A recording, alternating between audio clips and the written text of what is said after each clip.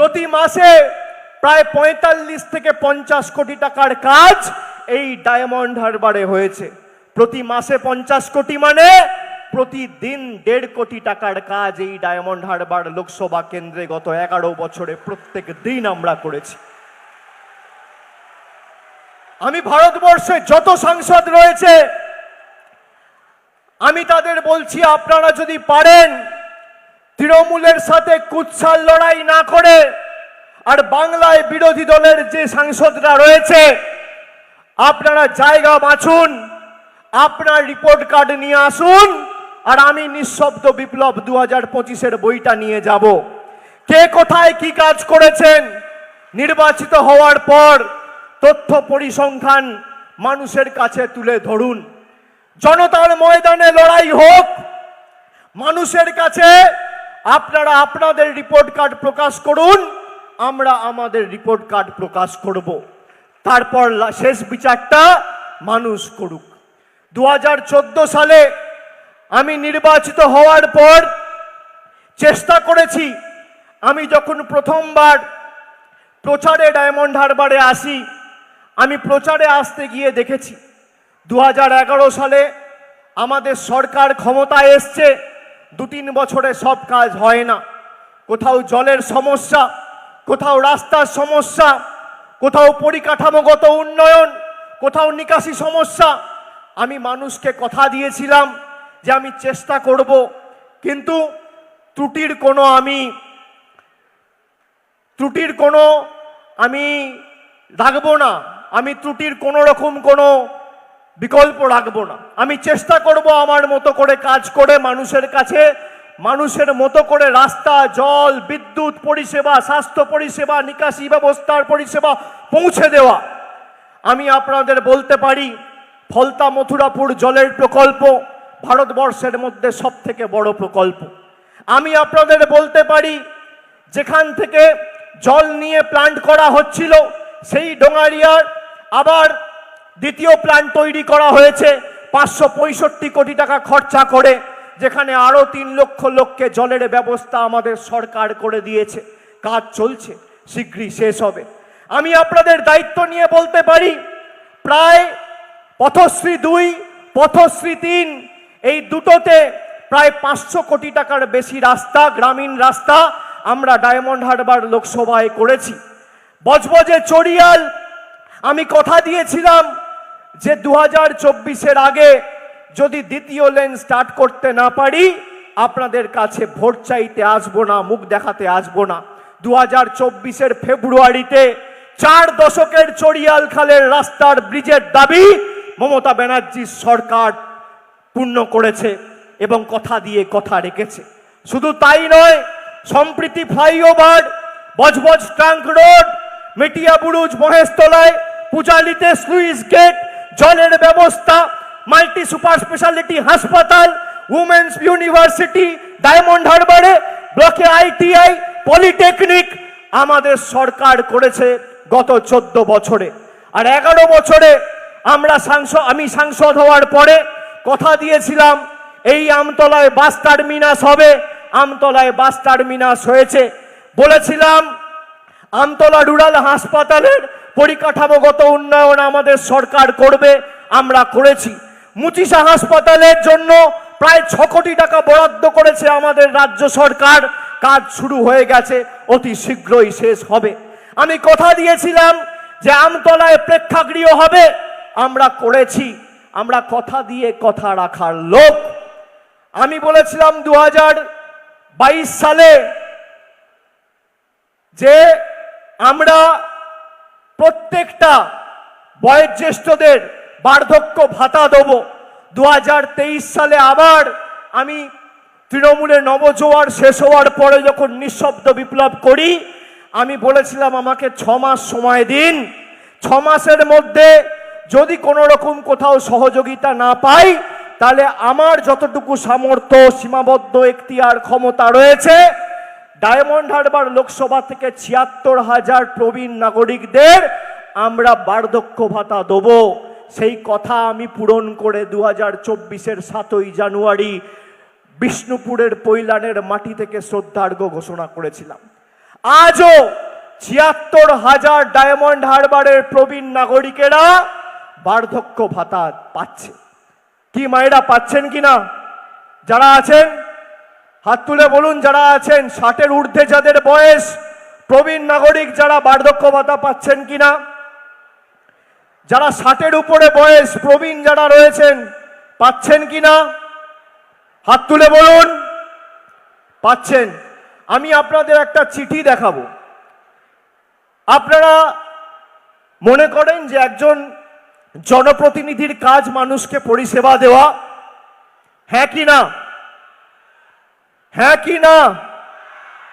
আপনারা আমাকে নির্বাচিত করেছেন, আপনারা আপনাদের সমস্যার কথা আমাকে বলবেন, আর আমি চেষ্টা করব সেই সমস্যার সমাধান বা সুরাহা করতে। আমার কর্তব্য আপনাদের পাশে দাঁড়ানো। আমি কেন ডায়মন্ড হারবারের ৭৬,০০০ প্রবীণ নাগরিককে শ্রদ্ধার্ঘ্য দিয়েছি? বিজেপি থেকে, ইনকাম ট্যাক্স থেকে চিঠি পাঠানো হয়েছে যে কেন দেওয়া হয়েছে, যাতে এই শ্রদ্ধার্ঘ্য এবং বার্ধক্য ভাতা আপনাদের বন্ধ হয়ে যায়। এই হচ্ছে বিজেপির আসল চেহারা। আমি এই যে চিঠির কপিটা আপনাদের দেখাচ্ছি, এই চিঠির কপিটা ৭ই জানুয়ারি ২০২৫-এ লেখা। দুটো চিঠি এসছে, একটা ৭ই জানুয়ারি ২০২৫ আর একটা এসছে ২৪শে ফেব্রুয়ারি ২০২৫। ৫০ দিনের ব্যবধানে দুটো চিঠি ইনকাম ট্যাক্স থেকে পাঠানো হয়েছে। তার কারণ আমি গরিব মানুষের হাতে অর্থ তুলে দিতে সাহায্য করে করতে সক্ষম হয়েছি, সফল হয়েছি, মানুষের মুখে হাসি ফোটাতে পেরেছি। গরিব মানুষের কাছে ১,০০০ টাকার বার্ধক্য ভাতা আমাদের সরকার পৌঁছে দিতে পেরেছে, সেই কারণে ইনকাম ট্যাক্স থেকে চিঠি পাঠিয়েছে। আমি তৃণমূলের কর্মী সমর্থকরা যারা আজকে এই সভাতে এসছেন বা আজকে আমার বক্তব্য শুনছেন, আমি সবাইকে অনুরোধ করব যে ২০২৫ সালের দুর্গাপুজো অর্থাৎ আজ থেকে ২-৩ মাসের মধ্যে এই চিঠির কপি ৭৬,০০০ মানুষের বাড়িতে আমি পাঠাবো।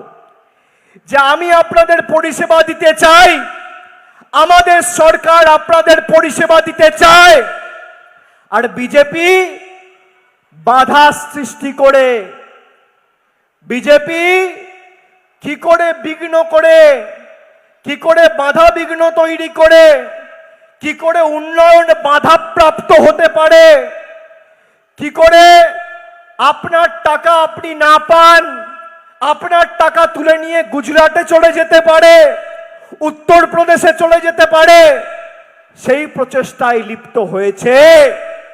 আমি আপনাদের বলছি, এই চিঠি ৭৫,০০০ বর্ষিয়ান নাগরিককে ডায়মন্ড হারবার লোকসভা কেন্দ্রে যারা থাকেন তাদের বাড়িতে আমি এই চিঠি পৌঁছাবো। আপনারা চোখে দেখুন এই বাংলা বিরোধী আর উন্নয়ন বিরোধী বিজেপির প্রকৃত স্বরূপ। আর আপনারা কি ভাবেন? বিজেপির নেতারা ভাবে ইনকাম ট্যাক্স, ইডি, সিবিআই লাগিয়ে আপনারা অভিষেক ব্যানার্জিকে আটকাবেন। আপনারা দিল্লির যে নেতাদের পাজামার দড়ি ধরে, পাঞ্জাবি ধরে ঝুলে রাজনীতি করেন, তাদের ক্ষমতা নেই আমাকে ভয় দেখিয়ে আমার মেরুদণ্ড বিক্রি করবে। তাদের ক্ষমতা নেই। আমরা বাংলার সুসন্তান, আমাদের গলা কেটে দিলেও জয় বাংলা আর তৃণমূল কংগ্রেস জিন্দাবাদ বেরোবে। আমরা বশ্যতা স্বীকার করতে জানি না। আপনি যত ইডি, সিবিআই, ইনকাম ট্যাক্স লাগাবেন, আমরা লড়াইয়ের সংকল্পে তত দৃঢ় প্রতিজ্ঞ হব, উন্নয়ন তত ত্বরান্বিত হবে। আমি বুক ঠুকে আজকে বলে যাচ্ছি। আপনি দেখুন এদের প্রকৃত চেহারা। আমাদের ২০১৯ সালে পুলওয়ামা যখন হলো, আমাদের দেশ বিরোধী বলে আখ্যায়িত করত। যদি কেউ বাংলায় কথা বলে তাকে বলছে বাংলাদেশি। যদি কেউ মাথায় পাগড়ি পরে শিখ সম্প্রদায়ের ভাইদের বলছে খালিস্তানি। কি বিদ্বেষ! এই বৈষম্য বিদ্বেষের রাজনীতি কোনোদিন বাংলায় ছিল না। বিজেপির গুজরাট মধ্যপ্রদেশের নেতাদের খুশি করতে বাংলার কিছু কুসন্তান নিজের মেরুদণ্ড বিক্রি করে দিয়েছে, তার জবাব বাংলার মানুষ দিয়েছে।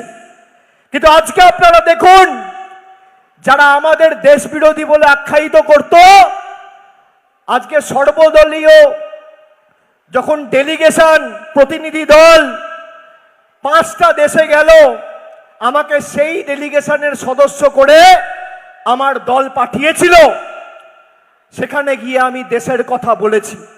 আর সেই সময় যখন আমরা গিয়ে দেশের কথা বলছি, ভারতবর্ষের প্রধানমন্ত্রী আর স্বরাষ্ট্রমন্ত্রী বাংলায় এসে বিভাজনের রাজনীতি করে বাংলার মানুষকে আরো ভুল বুঝিয়ে বৈষম্যের রাজনীতি করে বাংলার মাটিকে অশান্ত করতে চেয়েছে। দিনের আলোর মতো পরিষ্কার। তাহলে দেশ বিরোধী কারা? দেশ বিরোধী কারা? আমি বলেছি পাকিস্তান অকুপাইড কাশ্মীর ভারতের অবিচ্ছেদ্য অঙ্গ, ভারতের দখল করা উচিত, নেওয়া উচিত। বিজেপির কোন নেতার ক্ষমতা আছে বলবে? দেশ বিরোধী কারা? কি ভাইরা, দেশ বিরোধী কারা? বাংলা বিরোধী কারা? বাধা বিঘ্ন দানকারী কারা? উন্নয়ন বিরোধী কারা? প্রগতি বিরোধী কারা? বাংলার মানুষের টাকা আটকে রাখছে কারা? বাংলার মানুষকে বার্ধক্য ভাতা দিলে ইডি সিবিআই লাগাচ্ছে কারা? বাংলার গরিব মানুষের 100 দিনের টাকা আটকে রাখছে কারা? বাংলা আবাস যোজনায় প্রায় 40 লক্ষ গরিব মানুষের বাড়ির টাকা আটকে রেখেছে কারা? বাংলা গ্রামীণ সড়ক যোজনায় প্রায় 8,000 কোটি টাকা আটকে রেখেছে কারা? তার কারণ বাংলায় গোহারা হেরেছে, তাই প্রতিশোধ নেবে, প্রতিশোধের রাজনীতি। মানুষের সাথে প্রতিশোধ হয় না। মানুষ চেয়েছে বলে কেউ প্রধানমন্ত্রী হয়েছে, কেউ সাংসদ হয়েছে, কেউ মুখ্যমন্ত্রী হয়েছে, কেউ বিধায়ক হয়েছে, কেউ পঞ্চায়েতে জিতেছে, কেউ লোকসভায় জিতেছে, কেউ মিউনিসিপ্যালিটিতে জিতেছে, কেউ জেলা পরিষদে জিতেছে। মানুষ যদি চায় 2 মিনিট লাগবে। আপনার আকাশে যে দম্ভ অহংকার তৈরি হয়েছে না, ভেঙে মাটিতে মিশিয়ে চূর্ণ বিচূর্ণ করতে 10 সেকেন্ড সময় লাগবে না। খুব তো চেষ্টা করেছিলেন ডায়মন্ড হারবারকে কলুষিত করতে। একটা ঘটনাকে কেন্দ্র করে বিজেপির নেতারা বাবা কি উৎসাহ, লাশের রাজনীতি করবে। মৃতদেহ খুঁজতে চলে এলো মহেশতলায়, রবীন্দ্রনগরে। তারপর এমন মহিলারা তাড়া করেছে, এখন আসার আগে 10 বার ভাববে। মহিলাদের, সাধারণ মানুষের তাড়া। আর মুখের ভাষা কি? সাধারণ মানুষ যদি এদেরকে গাদ্দার বলে, মির্জাফার বলে, চোর বলে, চিটিংবাজ বলে, এ দায় কি তৃণমূলের না আমার? তাদেরকে বলছে তোর বাবা, তিনি নাকি আবার পেশায় শিক্ষক। কি অবস্থা! সঙ্গে সঙ্গে বিজেপির রাজ্য সভাপতি সুকান্ত মজুমদার, তিনি তাকে কেন বজবজে আটকানো হয়েছে 3 ঘন্টার মধ্যে 2টো চিঠি পাঠিয়ে দিলেন। একটা পাঠিয়ে দিলেন লোকসভার স্পিকার, আর একটা পাঠিয়ে দিলেন দেশের স্বরাষ্ট্রমন্ত্রী। 3 ঘন্টার মধ্যে। আচ্ছা, 5 বছর ধরে গরিব মানুষের টাকা বন্ধ, 100 দিনের টাকা বন্ধ, কটা চিঠি পাঠিয়েছেন? কটা চিঠি পাঠিয়েছেন? আপনাকে মানুষ চোর বলছে, আপনি চিঠি পাঠাচ্ছেন আপনার দিল্লির পিতামহকে। আর গরিব মানুষের যে হাজার হাজার কোটি টাকা আপনারা আটকে রেখে দিয়েছেন, সেবার কটা চিঠি পাঠিয়েছেন? একটা চিঠি দেখাতে পারবেন? দেখাতে পারবেন যে আপনি 2019 থেকে 24 আর 24 থেকে 25 প্রায় 6 বছর সাংসদ, গরিব মানুষের 100 দিনের টাকা কেন বন্ধ বা আবাসের টাকা কেন বন্ধ একটা চিঠি পাঠিয়েছেন? দেখাতে পারবেন না। আমি সেবাশ্রয় করলে আটকাতে হবে, আমি ডক্টর অন হুইল করলে আটকাতে হবে, আমি কল্পতরু করলে আটকাতে হবে, আমি শ্রদ্ধার্ঘ্য করলে আটকাতে হবে। মমতা ব্যানার্জি 100 দিনের কাজের টাকা দিলে আটকাতে হবে। মমতা ব্যানার্জির সরকার আবাসের টাকা দিলে আটকাতে হবে। মমতা ব্যানার্জির সরকার চাকরি দিলে কোর্টে মামলা করে আটকাতে হবে। মমতা ব্যানার্জির সরকার যাদের চাকরি চলে গেছে তাদের যদি আর্থিক সহযোগিতা সাহায্য করতে হয় আবার মামলা করে আটকাতে হবে। তৃণমূল আপনাকে সাহায্য করতে চায় আর বিজেপি আপনার মুখ থেকে ভাতের গ্রাস ছিনিয়ে নিতে চায়, এটাই হচ্ছে পার্থক্য। আপনারা বলুন না, আমি বলেছিলাম 100 দিনের আন্দোলন যখন আমরা দিল্লির বুকে করেছিলাম, বাংলায় নবজোয়ার করেছিলাম, যে হতে পারে 100 জন, 200 জন, 500 জন, 600 জন, 1000 জন হতে পারে কোনো রকম কোনো কাজে গড়মিল রয়েছে, কোনো দুর্নীতি হয়েছে। আরে যারা করেছে তাদেরকে শাস্তি দিন। আপনি 1000 জনের শাস্তি 59 লক্ষ জব কার্ড হোল্ডারকে দিতে পারেন না। আজকে তো হাইকোর্ট একই কথা বলছে। আবার সেই বিচার ব্যবস্থায় এসএসসিতে হতে পারে কেউ অর্থের বিনিময়ে চাকরি পেয়েছে, যে অর্থ দিয়ে চাকরি নিয়েছে আর যে চাকরি দিয়েছে দুজন সমান দোষী। অন্যায় যে করে আর অন্যায় যে সহে, তব ঘৃণা যেন তারে তৃণ সমদহে। কিন্তু আপনি বলুন, কিছু লোক টাকা দিয়ে অর্থের বিনিময়ে চাকরি পেয়েছে তাই পুরো প্যানেল বাতিল। আমি যদি বলি দিল্লিতে যশবন্ত বর্মা, দিল্লির হাইকোর্টের বিচারপতি, তার বাড়িতে আগুন লেগেছে, অগ্নি নির্বাপন ব্যবস্থার দমকল গিয়ে দেখছে বাড়ি ভর্তি কাঁড়ি কাঁড়ি টাকা। একজন বিচারপতি যদি দুর্নীতিগ্রস্ত হয় তাহলে সমস্ত বিচার ব্যবস্থা কি দুর্নীতিগ্রস্ত? তা তো না। তাহলে আপনি 4 জন যদি পয়সা দিয়ে অন্যভাবে অসাধু উপায় অবলম্বন করে চাকরি পায়, তাহলে আপনি 26,000 লোকের মুখ থেকে তার গ্রাস 26,000 লোকের মুখ থেকে অন্ন ছিনিয়ে নিতে পারেন না। 1 জন 2 জন 5 জন 10 জন ভুল করলে আপনি সবাইকে শাস্তি দিতে পারেন না। একজন সাংসদ যদি ভুল করে তাহলে আপনি সাংসদ তুলে দিন, একজন বিধায়ক ভুল করলে বিধানসভা তুলে দিন, একজন পঞ্চায়েত মেম্বার যদি ভুল করে তাহলে পঞ্চায়েত ব্যবস্থা, ত্রিস্তরীয় পঞ্চায়েত ব্যবস্থা তুলে দিন। তা তো নয়। আমাদের ছোট করতে গিয়ে যারা হিন্দুদের রক্ষাকর্তা বলে দাবি করে, আজকে জগন্নাথ মন্দিরকে এরা ব্যঙ্গ বিদ্রুপ করছে। বিজেপির নেতা শুভেন্দু অধিকারী বলছে ওটা মন্দির নয়, সুকান্ত মজুমদার বলছে ওটা তো সার্কাস। বিজেপির নেতারা বলছে, যারা হিন্দু ধর্মের রক্ষাকর্তা হিসেবে নিজেদের দাবি করত। আমি ধন্যবাদ জানাই মমতা বন্দ্যোপাধ্যায়কে জগন্নাথ মন্দিরটা করার জন্য, নইলে এদের আসল চেহারাটা মানুষ দেখতে পেত না।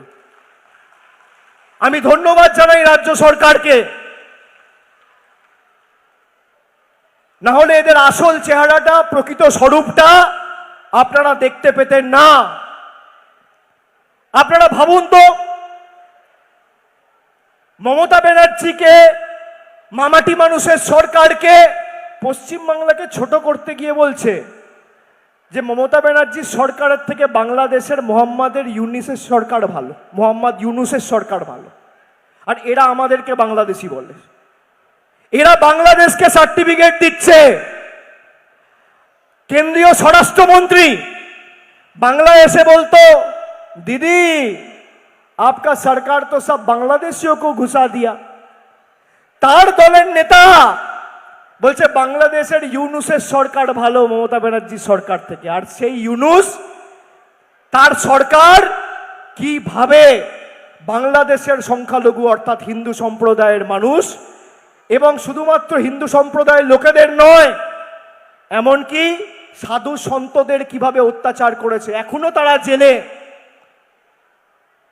কি অবস্থা! আরজিকর ঘটনার সময় এই বিজেপি সিপিএম এর নেতারা রাস্তায় মিছিল করে বলেছিল যে আরজিকর ঘটনার প্রতিবাদে, ব্যর্থতায়, প্রশাসনিক ব্যর্থতায় বিনীত গোয়েলের অপসারণ আমরা দাবি করছি। তাহলে আরজিকরের ব্যর্থতার কারণে কলকাতার নগরপাল বিনীত গোয়েলের অপসারণ যারা দাবি করে, সেই মহান আত্মারা কেন আজকে পহেলগামে কেন্দ্র সরকারের ব্যর্থতার কারণে অমিত শাহ এবং আইবি ডিরেক্টর তপন ডেকার আপনারা ইস্তফা দাবি করছেন না? সে প্রশ্ন তো আমাদের মনে উঠছে। আপনারা বলুন, পেহেলগাম হয়েছে 22শে এপ্রিল, 26 জন 25 জন দেশের নাগরিক আর একজন নেপালের নাগরিক, 26 জনকে 4 জন বর্ডার পেরিয়ে পাকিস্তান দিয়ে হাতে করে AK-47 নিয়ে ঢুকে দিনের আলোয় গুলি করে ঝাঁঝরা করে মেরে দিল।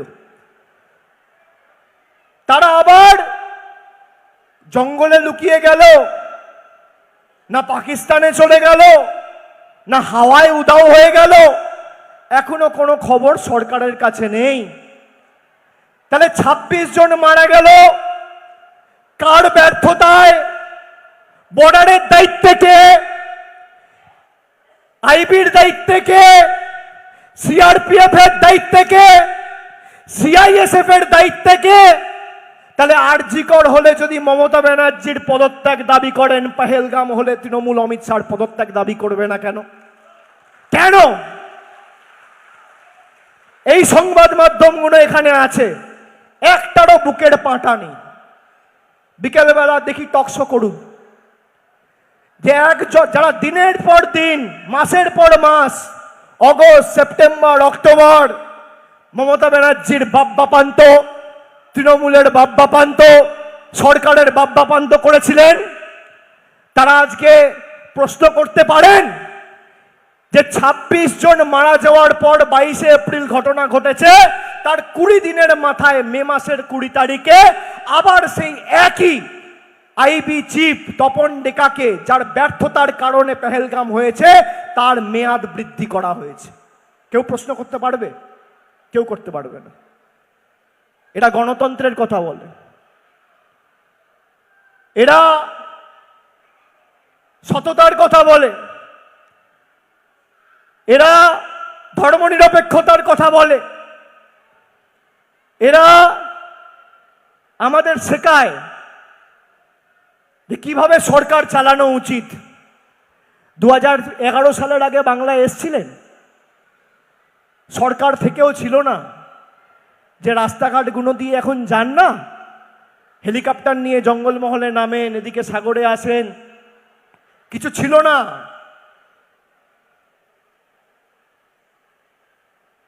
রাস্তা দিয়ে হাঁটছেন, রাস্তাটা করেছে মামাটি মানুষের সরকার, আমাদের নেত্রী। সাগরের হেলিপ্যাডে নামছেন, হেলিপ্যাডটা করেছে আমাদের সরকার, মামাটি মানুষের নেত্রী।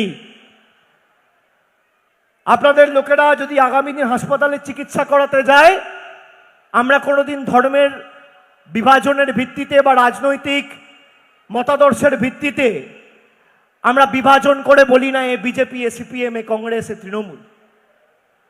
আমাদের সরকার আমাদের শিখিয়েছে, আমাদের দল আমাদের শিখিয়েছে, আমরা নির্বাচনে লড়ব, আমরা তখন রাজনৈতিক কথা বলবো।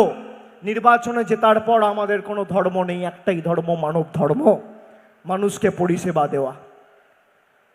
আপনারা বলছেন আপনারা বাংলায় ক্ষমতা এলে লক্ষ্মীর ভান্ডার দেবেন। আপনারা শুনেছেন বিজেপির নেতারা বলেছে বাংলায় ক্ষমতা এলে 3000 টাকা করে লক্ষ্মীর ভান্ডার দেবে। কারা শুনেছেন একটু হাত তুলুন তো, হাত তুলুন, কারা শুনেছেন? বলেছে 3000 টাকা করে লক্ষ্মীর ভান্ডার দেবো। বিজেপি এবং এনডিএ সরকার কমপক্ষে এখনো 10-15টা রাজ্যে রয়েছে। আচ্ছা, বাংলার পাশেই চলে যান, বেশি দূর যাওয়ার দরকার নেই। আসামে বিজেপির সরকার, ত্রিপুরায় বিজেপির সরকার, ঠিক আছে, এদিকে উড়িষ্যায় বিজেপির সরকার, মধ্যপ্রদেশে বিজেপির সরকার, ছত্তিশগড়ে বিজেপির সরকার, মেঘালয়ে এনডিএ সরকার, আপনার অরুণাচল প্রদেশ বিজেপির সরকার, রাজস্থান বিজেপির সরকার, কি তাই তো? বিহারে বিজেপির সরকার। আমি বলছি মমতা ব্যানার্জি বাংলায় 2,20,00,000 মায়েদের লক্ষ্মীর ভান্ডার দিচ্ছে, একজনও বাকি নেই, একজনও বাকি নেই। বিজেপি বলছে 3000 করে দেবো, আমি বলছি অর্ধেক করো, 1500। 1500। কটা ক্যামেরা আছে এখানে? ক্যামেরার সামনে আপনাদের সাক্ষী রেখে বলছি 3000 দিতে হবে না। মমতা ব্যানার্জি 2,20,00,000 মহিলাকে, বাংলার কোনো মহিলা বাদ নেই যে লক্ষ্মীর ভান্ডার পায় না। বিজেপি যদি একটা রাজ্যে করে দেখাতে পারে, অভিষেক ব্যানার্জি রাজনীতি ছেড়ে দেবে। এত বড় কথা বলে দিয়ে গেলাম। একটা রাজ্যে করে দেখাক। আমরা কথা দিয়েছিলাম 100 দিনের টাকা হয় আপনার দিল্লির বুক থেকে আন্দোলন করে ছিনিয়ে আনবো, নইলে বিকল্প অর্থের ব্যবস্থা করব। আমরা দিল্লি থেকে 100 দিনের টাকা আনতে পারিনি, কিন্তু বিকল্প অর্থের ব্যবস্থা মমতা ব্যানার্জি করে 2024 সালের মার্চ মাসে প্রায় 59 লক্ষ জব কার্ড হোল্ডারকে তাদের অ্যাকাউন্টে ডিবিটির মাধ্যমে টাকা পৌঁছে দিয়েছে। আমরা কথা দিয়ে কথা রেখেছি। আমরা বলেছিলাম কেন্দ্র সরকার দিক না দিক 12 লক্ষ প্রকৃত প্রাপক, যাদের চিঠি 2022 সালের ডিসেম্বর মাসে রাজ্য সরকার কেন্দ্রকে পাঠিয়েছে, কেন্দ্র সরকার যদি বাড়ির টাকা না দেয় তাহলে রাজ্য নিজের কোষাগার, নিজের তহবিল থেকে 12 লক্ষ মানুষকে বাড়ির টাকা দেবে। 2 কিস্তির টাকা চলে গেছে, আমাদের সরকার করেছে। কথা দিয়ে কথা রাখার নাম তৃণমূল কংগ্রেস। আপনারা বলুন, যারা বড় বড় ভাষণ দেয়, আবার ডায়মন্ড হারবারে আমি কেন জিতেছি এত ভোটে সে নিয়ে আবার কেস করেছে কলকাতা হাইকোর্টে। আমি বিজেপির নেতাদের বলি, কি দরকার এসব করার? তোমরা নিজেদের মতো ঠিক করো ডায়মন্ড হারবারে কে দাঁড়াবে। এখনো 4 বছর তো সময় রয়েছে, আবার 29-এ নির্বাচন, আবার তো 29-এ নির্বাচন লোকসভা। 4 বছর রয়েছে। 4 বছর বসে ভালো করে ঠিক করো কে দাঁড়াবে। আমি কথা দিচ্ছি, এই যে ব্যবধান, 1 ভোট হলেও ব্যবধান বাড়াবো। মানুষের উপর আমার আস্থা রয়েছে। 7,10,000-এর বেশি ব্যবধান। 2029-এর ভোটে আমরা এই ব্যবধানকে 8 লক্ষ করব। অনেকে অনেক কথা বলেছিল যে ডায়মন্ড হারবারে তৃণমূলের পায়ের তলার মাটি সরে গেছে, ডায়মন্ড হারবারে তৃণমূলের সংগঠন দুর্বল হয়ে গেছে। 2021-এর নির্বাচনে আমাদের 2জন সহকর্মীকে, মানে সিটিং এমএলএ ছিল, তাদেরকে নিয়ে গেছিল দলটা ভাঙার জন্য। একটা দীপক হালদার আর একটা সোনালী গুহ নিয়ে বলেছিল, দেখো ডায়মন্ড হারবার থেকে সাফ করে দিয়েছি অভিষেক, তৃণমূল সাফ। তারপর কি হলো? তাদের বাড়া ভাতের ছাই। 7-0 আবার হলো। আচ্ছা, 2014 সালে যা ব্যবধান ছিল, 16 সালের ভোটে আপনারা যদি 7টা বিধানসভা যোগ করেন ব্যবধান বেড়েছে। 2016 সালে যে ব্যবধান ছিল, 19-এ যদি আপনি লোকসভার ভোটের নিরিখে দেখেন ব্যবধান আরো বেড়েছে। 2019-এ যে ব্যবধান ছিল, 21-এর 7টা বিধানসভা যোগ করলে ব্যবধান আরো বেড়েছে। ক্রমবর্ধমান গ্রাফ। আর 2021-এ যা ব্যবধান ছিল 3,70,000, 2024-এ তো সব সাফ করে দিয়েছে। বাংলার রেকর্ড 7,10,000 ভোটে আপনারা জিতিয়ে তাদের বাড়া ভাতে ছাই দিয়ে আমাকে আশীর্বাদ করেছেন। আমি আপনাদের কাছে কৃতজ্ঞ। আমি বারে বারে বলেছি যে আপনাদের সাথে আমার আত্মিক সম্পর্ক, আমার জন্ম দক্ষিণ কলকাতা হতে পারে, কিন্তু আমি ঈশ্বর আল্লাহ সর্বশক্তিমানের কাছে প্রার্থনা করি, আমি শরীর যদি ত্যাগ করি যেন এই ডায়মন্ড হারবারের পবিত্র মাটিতে সেই দিন আসে। আমার মৃত্যু যেন এই মাটিতে হয়। আমার যেটুকু কাজ করার পরিধি, পরিচিতি, আমার দল এবং আমাদের সর্বময় নেত্রী এবং সবকিছু আপনাদের কারণ। আমি কথা দিয়ে কথা রাখার ছেলে। আমি কেন আপনাদের সেবাশ্রয় করেছি আর শ্রদ্ধার্ঘ করেছি? বিজেপি আমার পিছনে লেগেছে, চিন্তা করবেন না। আপনারা কি ভয় পাচ্ছেন যে সেবাশ্রয় আর হবে না বা শ্রদ্ধার্ঘ বন্ধ হয়ে যাবে? কেউ ভয় পাচ্ছেন? কেউ ভয় পাচ্ছেন না তো? আমি বেঁচে আছি তো। আমি যতদিন বেঁচে আছি কেউ আপনার টিকি স্পর্শ করতে পারবে না, টিকি স্পর্শ করতে পারবে না। শ্রদ্ধার্ঘ আমরা 76,000 লোককে দিয়েছিলাম। আবার দরকার হলে যদি কিছু অ্যাপ্লিকেশন আমার কাছে আসে, আমি সরকারের কাছে সেগুলো উপস্থাপিত করার ব্যবস্থা করব। আচ্ছা, সেবাশ্রয়ে আপনারা জানেন প্রায় 75 দিন ভারতবর্ষে কেউ করতে পারেনি। আমি তো চ্যালেঞ্জ করছি, 543টা সাংসদ রয়েছে, বিজেপির সাংসদ রয়েছে, কংগ্রেসের সাংসদ রয়েছে, অন্যান্য দলেরও রয়েছে, টিডিপি রয়েছে, জেডিইউ রয়েছে, আরজেডি রয়েছে, ডিএমকে রয়েছে, আম আদমি পার্টি রয়েছে, এত দল রয়েছে, কেউ করুক না। আচ্ছা আপনারা বলুন, কেন্দ্র সরকারের কাছে এত টাকা, কোটি কোটি টাকা, বাংলা থেকেই তো প্রায় 50-60 হাজার কোটি টাকা খালি জিএসটি বাবদ বাংলার পাওনা রয়েছে, আর প্রায় 1.5 লক্ষ কোটি টাকা করে প্রতি বছর বাংলা থেকে তুলে নিয়ে যাচ্ছে জিএসটি আর ইনকাম ট্যাক্সের নাম করে। এরা বাংলার মানুষকে কোনোদিন সাহায্য করেনি। আমরা প্রায় 12 লক্ষ লোককে বিনা পয়সায় বিনামূল্যে চিকিৎসা এবং মাসের পর মাস যারা এসছে কেউ খালি হাতে ফিরে যায়নি। 1 মাসের ওষুধের ব্যবস্থা আমরা করে দিয়েছি 12 লক্ষ লোককে। 25,000 লোকের বাড়িতে চশমা পৌঁছে দিয়েছি। 6,000 6,500 রেফারেল কেসেস এসছে। ককলিয়ার ইমপ্লান্টের মতো কমপ্লিকেটেড কেস, এমনকি ডায়মন্ড হারবারের বাইরে থেকেও যদি কেউ এসছে, মন্দির বাজার থেকে এসছে, কেউ বীরভূম থেকে এসছে, কেউ আলিপুরদুয়ার থেকে এসছে, কেউ রানাঘাট থেকে এসছে, কেউ সিউড়ি থেকে এসছে, কাউকে খালি হাতে ফেরায়নি। 12 লক্ষ লোককে, 1 লাখ 2 লাখ লোক নয়, 100 200 400 500 নয়, 12 লাখ লোক আমরা বিনা পয়সায় বিনামূল্যে ওষুধের ব্যবস্থা করেছি, কনসালটেশনের ব্যবস্থা করেছি, ডাক্তার দেখিয়েছি, তাদের ছানি অপারেশন করিয়েছি। যাদের ছানির সমস্যা ছিল তাদের পরবর্তীকালে সেবাশ্রয় হয়ে যাওয়ার পর মার্চ মাসে এপ্রিল মাসে সেই ছানি কাটিয়ে অপারেশন করিয়ে আবার সুস্থ করে বাড়ি ফেরানোর ব্যবস্থা করেছি। কজন করেছে? সেবাশ্রয় যেভাবে হয়েছে আরো বড় সেবাশ্রয় এবছর হবে, কেউ আটকাতে পারবে না আমরা যতদিন আছি। আপনারা কেউ চিন্তা করবেন না।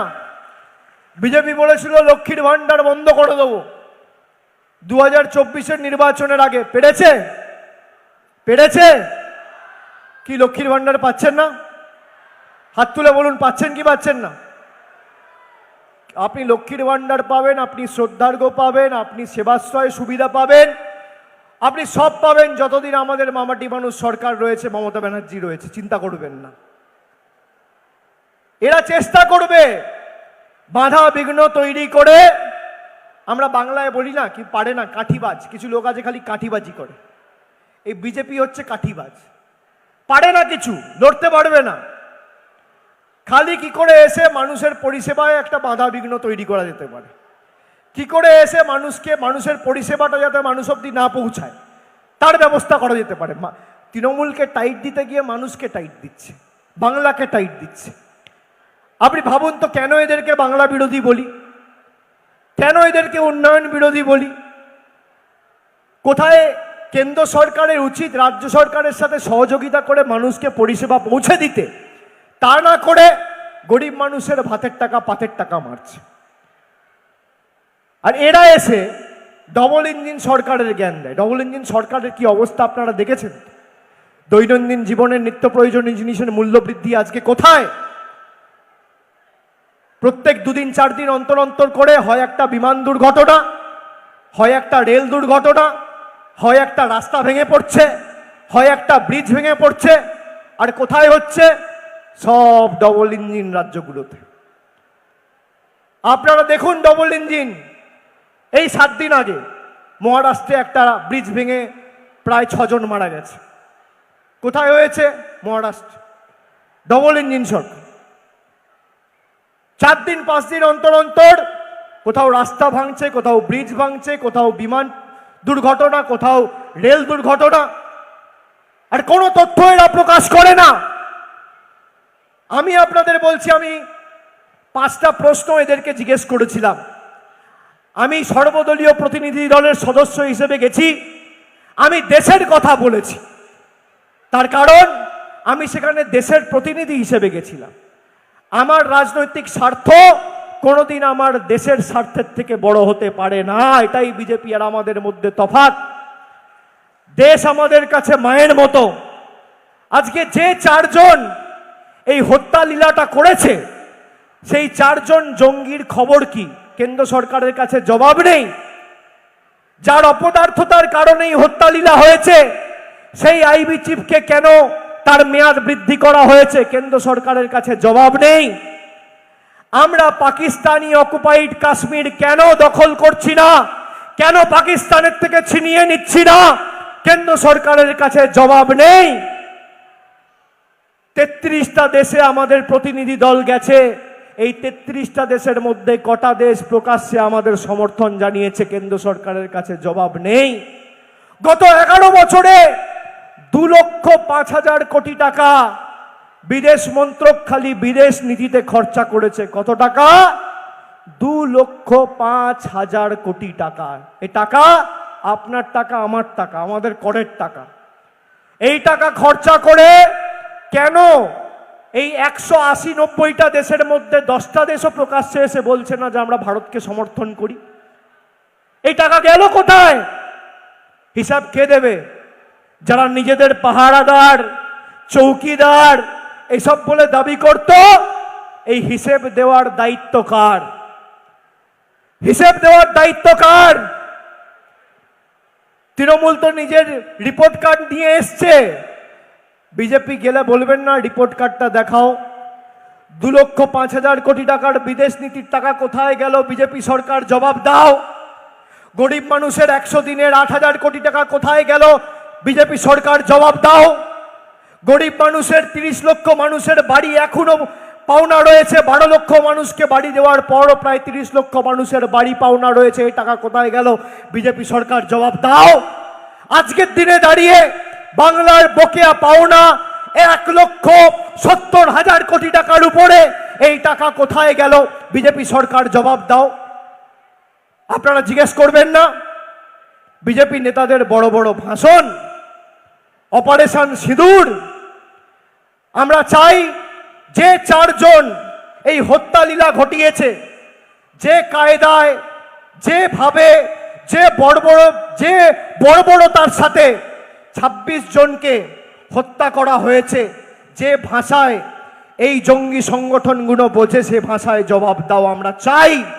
এবং সেটা একমাত্র সম্ভব হবে যদি পাকিস্তান অধিকৃত কাশ্মীর আপনি ভারতের দখলে নিয়ে আসতে পারেন। বড় বড় ভাষণ দেন, আমাদের পাকিস্তানি বলেন, আমাদের বাংলাদেশি বলেন। আজকে চিন্ময়ানন্দ প্রভু এতদিন ধরে জেলে, কবার খোঁজ নিয়েছেন? কবার খোঁজ নিয়েছেন? যারা হিন্দু ধর্মের ধারক বাহক বলে নিজেদের দাবি করে, জগন্নাথ দেবকেও আপনারা ছাড়ছেন না। কি অবস্থা আপনাদের! আপনারা খালি মমতা বন্দ্যোপাধ্যায়ের হাত দিয়ে সেই কাজের শুভ সূচনা হয়েছে বলে আপনারা প্রভু জগন্নাথকেও ছাড়ছেন না। কি অবস্থা! জয় শ্রীরাম বলে ভোট চাইতো, অযোধ্যাতে গোহারা হেরে গেছে। আপনারা দেখুন প্রভু রামের কি লীলা। যে অযোধ্যায় রাম মন্দিরকে সামনে রেখে সারা দেশে ভোট চাইল, সারা দেশে বলল জয় শ্রীরাম, আপকি বার 400 পার, 240-এ বাস আটকে গেছে। আর আমি আপনাদের বলছি এ সরকার বেশি দিন টিকবে না, এ সরকার বেশি দিন টিকবে না। একক সংখ্যাগরিষ্ঠতায় এ সরকার চলছে না, এই সরকার বাধ্যবাধকতায় চলছে, এই সরকার দুর্নীতিগ্রস্তদের সাহায্যে চলছে, এই সরকার গরিব মানুষের চোখের জল, প্রতিনিয়ত গরিব মানুষের মুখের গ্রাস কেড়ে নিয়ে নিজেদের স্বার্থ চরিতার্থ করতে এই সরকার চলছে। এই সরকার বেশি দিন চলতে পারে না। চলবে না অন্যায়, টিকবে না ফন্দি, জনগণের আদালতে হতে হবে বন্দী। মানুষ ঠিক জবাব দেবে। আমি আপনাদের বলছি, আমি যদি মাথা নত করি, আমি সাধারণ মানুষের কাছে করব।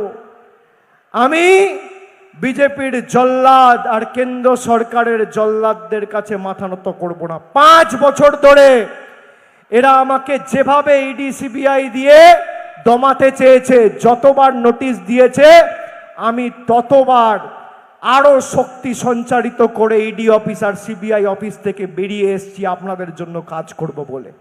এরা যত নোটিশ দেবে, তৃণমূল কংগ্রেস বিশুদ্ধ লোহা, লোহাকে যত তাঁতাবে, যত আঘাত করবে, যত মারবে, লোহা তত শক্তিশালী হবে। তুমি যত আঘাত করবে, তৃণমূল কংগ্রেস দলটা তত শক্তিশালী হবে। আর আমি আপনাদের কথা দিচ্ছি, 2026-এর ভোট, 2021-এ তো বিজেপির চাকাটা 77-এ আটকে গেছিল, এবার 50-এর নিচে থাকবে, কথা দিয়ে গেলাম 2026-এর লড়াই। আমি ভবিষ্যৎবাণী করি না, আর যদি ভবিষ্যৎবাণী করি, আমার ভবিষ্যৎবাণী ঈশ্বরের কৃপায়, আশীর্বাদে, মানুষের ভালোবাসায় অল্প হলেও মেলে। আমি তারিখ ধরে বলতে পারি না অমুক তারিখে এই হবে তাই হবে, কিন্তু আমি যদি বলি যে 2019-এর তুলনায় তৃণমূলের আসন সংখ্যা 2024-এর ভোটে বাড়বে, সেটা বেড়েছে। আমি ডায়মন্ড হারবারে বলেছিলাম যে আমরা এই যে ফেজে ভোট হবে, শেষ দফার ভোট, 9 পাবো, 9 পেয়েছিলাম, আর বলেছিলাম 23 অলরেডি পেয়ে গেছি, তাহলে 23 আর 9 যোগ করলে হয় 32। কিন্তু 3টে সিট আমরা অত্যন্ত কম ব্যবধানে হেরেছি। একটা বিষ্ণুপুর 5000 ভোটে হেরেছি, একটা পুরুলিয়া আমরা 17000 ভোটে হেরেছি, আর একটা বিজেপির বাঁচাল সভাপতি সুকান্ত মজুমদার 9000 ভোটে জিতেছে। সে নাকি আমার বিরুদ্ধে এসে মানুষকে সংগঠিত করতে আসবে। আপনি যদি 50 বছর রাজনীতি করেন, আর আপনি যদি 10টা নির্বাচন লড়েন, 10টা নির্বাচনের ফলের নিরিখ যোগ করেও আপনার 7,10,000-এর ব্যবধান হবে না। ডায়মন্ড হারবারের মানুষ আমায় একবারে জিতিয়েছে। আমি এসব কথা বলে নিজের বীরত্ব দেখাতে চাই না।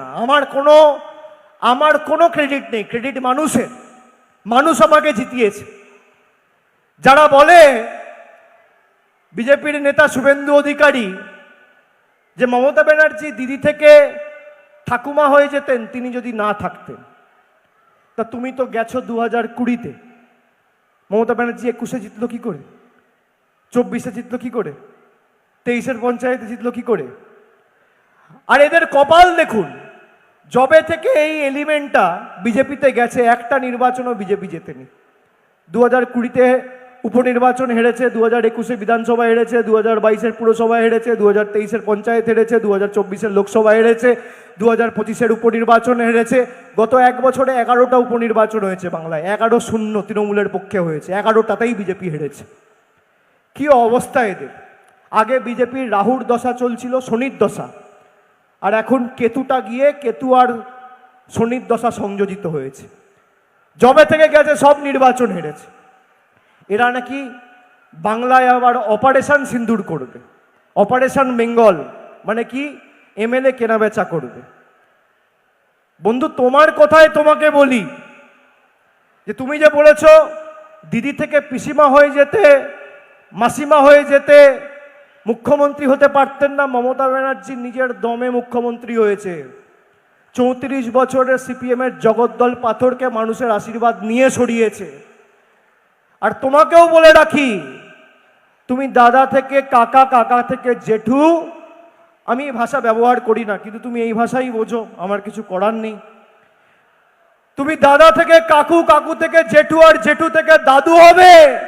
তৃণমূল কংগ্রেসকে মানুষের হৃদয় থেকে আগামী 50 বছর বাংলার মাটিতে সরাতে পারবে না। দম থাকলে লড়ো, লড়ো, করতে পারলে করো, লড়তে পারলে লড়ো, আর ধরতে পারলে ধরো, নইলে মুখ বন্ধ করে বাড়িতে গিয়ে ঘুমিয়ে পড়ো। আমি চ্যালেঞ্জ করছি, ব্যবধান আরো বাড়বে। আরে আমার জায়গায় অন্য কেউ হলে বলতো কি যে বিপুল ব্যবধানে জিতবো, আমি বলছি ব্যবধান বাড়াবো। আমার চ্যালেঞ্জ পছন্দ, 7,10,000টাকে 11,000 করবো, 12,000 করবো, 1 ভোট কমবে না, বাড়বে।